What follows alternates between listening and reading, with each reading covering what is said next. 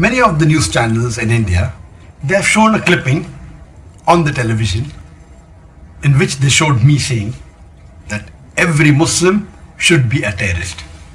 They have done recently in the past few days. They have done it earlier many a times in India and other parts of the world. Whenever anyone wants to malign me, they show this clipping. But to give you the fact, this clipping, yes, it is me saying it, but it is out of context. To know the full context, I have said a few times in some of my speeches that on the topic of terrorism, that what is the meaning of the word terrorist?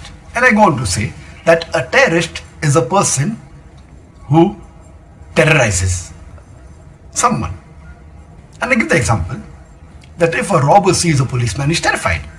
So for the robber, the policeman is a terrorist. And this I picked up from one of the articles in Times of India that Inspector Angre is a terrorist to the underworld. From there I got this, and I said in my speech that for the robber, the policeman is a terrorist. In this context, every Muslim should be a terrorist to the antisocial element. Whenever a robber, whenever a rapist, whenever a criminal sees a Muslim, he should be terrified. And every Muslim should be a terrorist to the antisocial element. But I went on further to say that commonly the word terrorist means a person who terrorizes an innocent human being. In this context, no Muslim should ever be a terrorist.